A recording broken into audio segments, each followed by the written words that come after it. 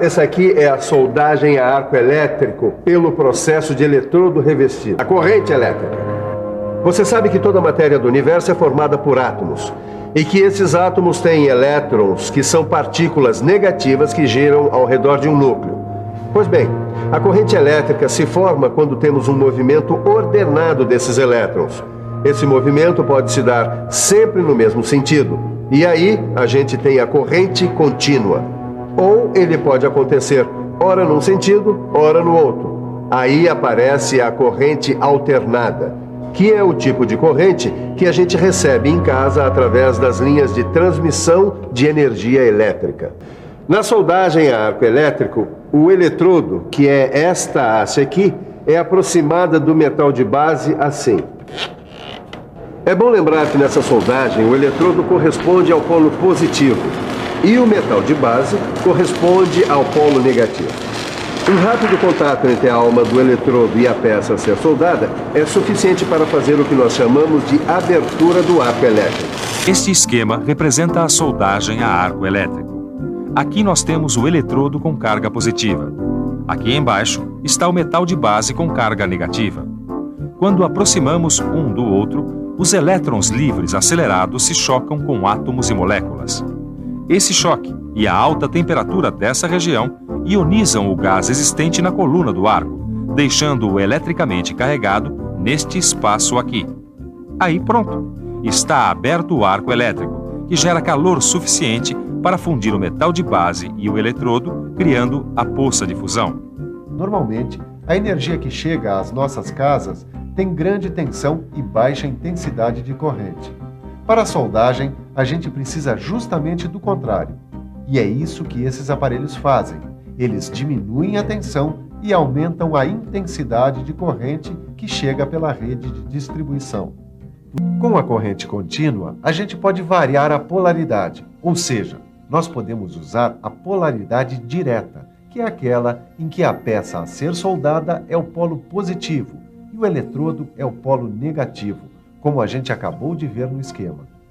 Esse tipo de polaridade fornece mais calor à peça, permitindo a solda com maior penetração. Essa é uma soldagem com polaridade inversa. As principais diferenças entre as polaridades direta e inversa são as seguintes. Aqui, o metal de base é o polo negativo e o eletrodo é o polo positivo. Essa polaridade fornece mais calor ao eletrodo do que ao metal de base e serve para fazer cordões com menor penetração. Que existem vários tipos de soldagem. Bem, nós temos a soldagem a arco pelos processos eletrodo revestido, TIG, MIG-MAC, arco submerso, plasma e outros. Então nós vamos começar falando da proteção da poça de fusão. A proteção é dada pelo revestimento do eletrodo. Esse daqui é o nosso eletrodo revestido. Pois muito bem. Se você observar bem aqui, olha, ele tem duas partes distintas. Uma aqui no centro e outra por fora.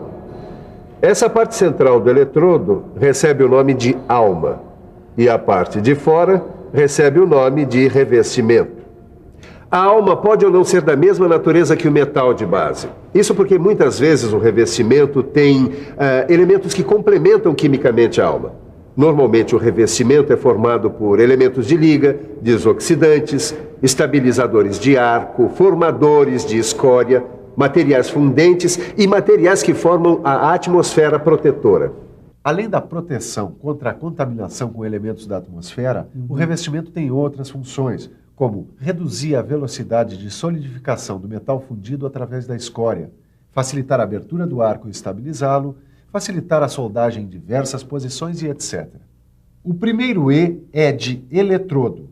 Os dois primeiros algarismos indicam o limite mínimo de resistência à tração que o metal de solda permite. Esses dois primeiros algarismos devem ser multiplicados por 1000. Esse terceiro dígito aqui pode ir de 1 a 4 e indica as posições de soldagem nas quais o eletrodo pode ser usado. Este quarto dígito pode ir de 0 a 8. Ele indica basicamente o tipo de revestimento e tipo de corrente e polaridade que podem ser usadas com o eletrodo. Vamos imaginar um eletrodo com esses algarismos e letras: E, 60, 13. O E indica eletrodo. Esse 60 indica que o limite mínimo de resistência à tração é 60.000 PSI. O 1 indica que este eletrodo pode ser usado em todas as posições de soldagem. E, finalmente, o 3 mostra que esse eletrodo pode ser usado com corrente contínua de polaridade direta ou inversa e com corrente alternada. E é um eletrodo do tipo rutílico. Alguns eletrodos são muito sensíveis à umidade. Eles devem ser guardados em estufas especiais, de acordo com as recomendações do fabricante. Assim, você garante um desempenho sempre bom dos eletrodos revestidos. Primeiro é preciso se lembrar do equipamento de segurança. As luvas, avental, máscara protetora, touca, perneira, mangote e botas de segurança. São itens fabricados com materiais leves e isolantes que protegem a pele de queimaduras e os olhos da ação dos raios luminosos gerados no processo de soldagem. Agora é a vez do equipamento de soldagem. A fonte de energia, que como você já sabe, pode ser um gerador ou um transformador retificador, ou ainda um transformador. O porta-eletrodo, que prende o eletrodo e o energiza, o grampo de retorno, que é preso à peça a ser soldada, ou a tampa condutora da mesa sobre a qual está a peça. Ele faz a função de polo positivo ou negativo, dependendo da polaridade em que se está trabalhando. Aí é só começar a soldar. Depois de feito o cordão, o soldador usa a picadeira, um tipo de martelo para retirar a escória.